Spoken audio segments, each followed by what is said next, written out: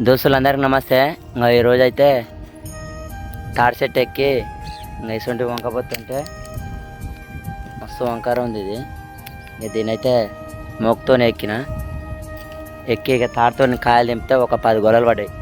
కాయలు అయితే మొత్తం రాలుపుతున్నా దోస్తులు. ఇంకా ఇది పెద్ద బొత్త ఎక్కుతున్నా ఇప్పుడు. మస్తు పొడుగుంది, మొత్తం ముసుకాయ ఉంది. ఇది చుట్టూ కమ్మలే ఉన్నాయి.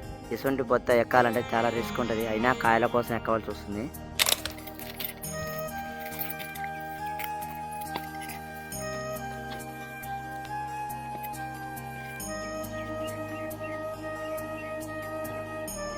దోస్తులు ఆ చెట్టు ఎక్కి దిగుతాకనే కాలు వణుకుడు వస్తుంది.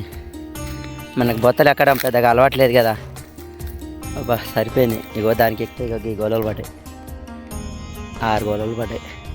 ఒక బస్సు అయితేలే.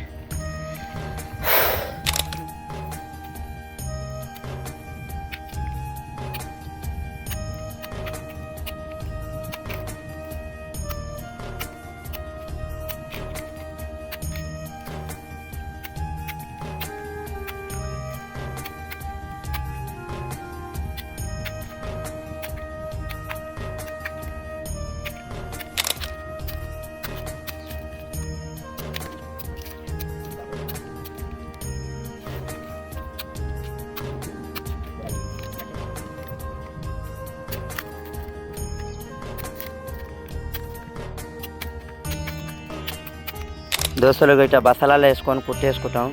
ఇట్లా ఒక మనిషికి వచ్చేసి 4-5 సంచులు కుట్టుకొని ఇంకా మేమైతే హైదరాబాద్కి వెళ్ళిపోతాం. ఇట్లా 4-5 సంచులు కొట్టుకుంటాం. ఎందుకంటే ఇక ఒక 2 బస్తాలు ఖర్చులో పోయినా కానీ 3 బస్తాలు డబ్బులు మిగులుతాయి. దోస్తులు శలకలలో ఇక కాయలు కొట్టినాక అన్నం తింటుంటే ఆ థ్రిల్ ఏరియా ఉంటుంది. ఇక మేమైతే శలకలలో అన్నం తెచ్చుకొని వంకాయ కూర, టమాటా చట్నీ, ఇంకో సల్ల తెచ్చుకున్నాం. అట్నే బస్తా కుట్టిన వాటర్ అయితే తెచ్చుకున్నాం. ఇక అన్నం అయితే తినడానికి అయితే సిద్ధంగా ఉన్నాం.